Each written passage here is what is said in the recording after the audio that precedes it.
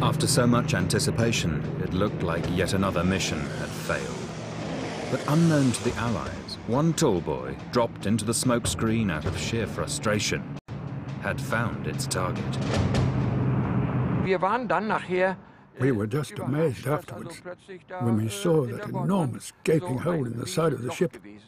We talked among ourselves and said, wow, they really got us this time. Hitler moved quickly. He ordered the ship to be brought 200 miles south to the apparent safety of Tromsø. It was to be a fatal mistake.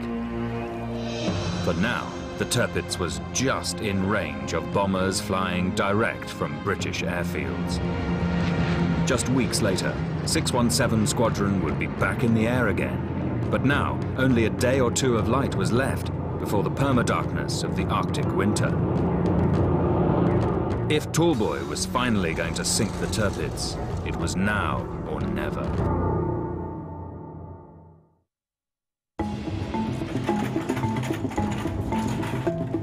"2 a.m., 12th of November, 1944. 617 Squadron have been given the order to scramble.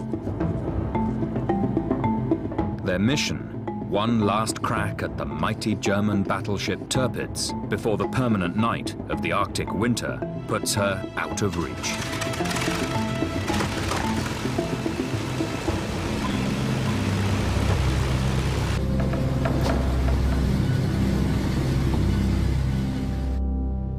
As we flew towards Norway, the sky was absolutely clear, and dawn really came through. We discovered the sky was gin clear. We could see for miles and miles, 100 miles. We thought, whoa, you know, probably ideal conditions we might get at this time. In the fjord at Tromsø, the Tirpitz no longer had a smokescreen to cover her, but she was not unprotected. At an airfield just 40 miles away, a squadron of German fighter planes had been placed ready to take to the skies to defend against an air attack on the ship. And all the time, nagging away at the back of one's mind was, what about these fighters? What about these 109s, these Messerschmitts?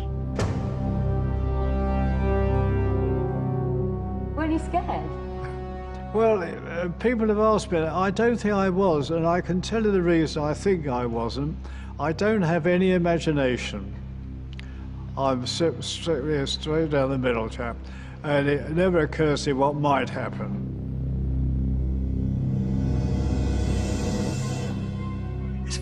All our binoculars were pointing in the direction of the expected fighters, but we couldn't see anything.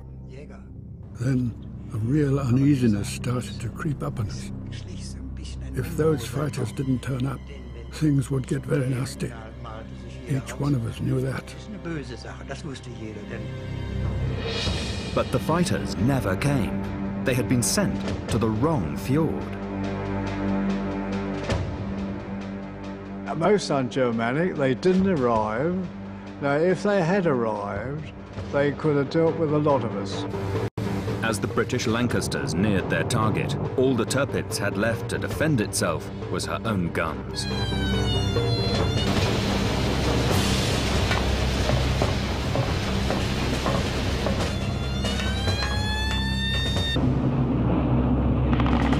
Suddenly I was conscious of seeing great big orange clouds going off and realized that they were firing their big guns at us. The bomber planes came from the back of the field. The artillery shot their first salvo, but the grenades exploded underneath the plane formation. We soon got beyond range of those. And I think we saw her down there lying black. There were no smoke generators there. There were no mountains close enough. And it became almost like a practice bombing run.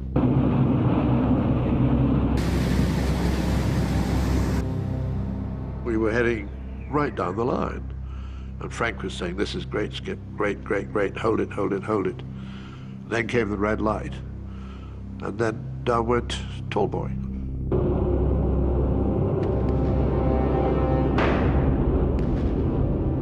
Flugzeug löste und It flew for a while with the plane. Then it looked smaller and you saw it flying towards you.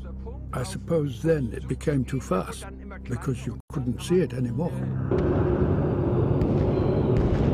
I've watched smaller bombs, even one-ton bombs fall, and they seem to roll over before they settle down.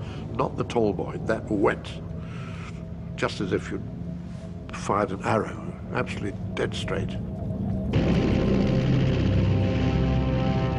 And the tall boy went through the speed of sound before it hit the target.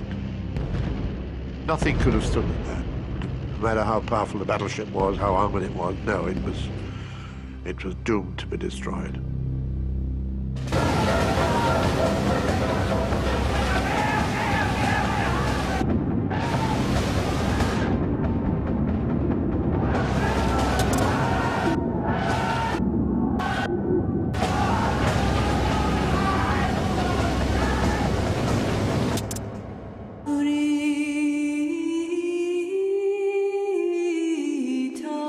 Three tall boys had found their target.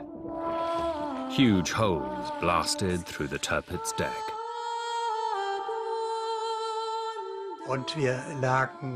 We were leaning at an angle of about 40 degrees, and the gun turret called Bruno, the highest tower on the stern, just exploded. It was a tremendous detonation, and the whole tower flew through the air over towards the port side, where the crew had already abandoned the ship and was swimming towards the shore. All of them were lost without hope. They all died underneath that tower. There was no great emotion, really. There was too great a distance, and it was a target. It was like a toy, a little toy down there, and suddenly you couldn't see it. The ship had capsized. Almost 1,000 men would drown or suffocate, trapped inside the Tirpitz's mighty upturned hull. We saw it as a victory, but at the same time, I thought of all the young German sailors who had lost their lives in just a few seconds. It was pitiful, really. All the men we lost, all the wounded and the dead. It was horrific. Horrific.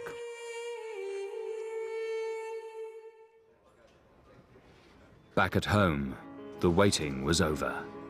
5 years of effort and sacrifice had finally paid off. It had taken almost 40 attacks in total, and in the end, neither brute force nor stealth were sufficient. The Tirpitz had been undone by cutting-edge technology. From an average of about 15,000 feet, up and down a bit for the various numbers of aircraft, we had put bombs onto this very small target,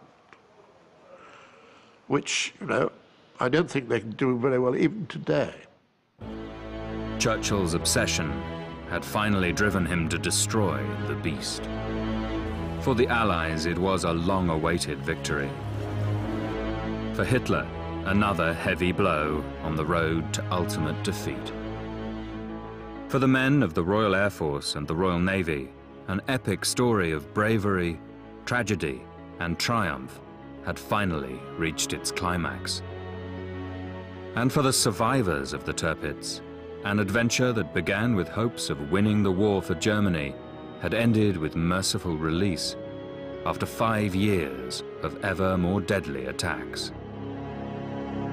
Tirpitz, pride of the German Navy, scourge of convoys, was a thing of the past.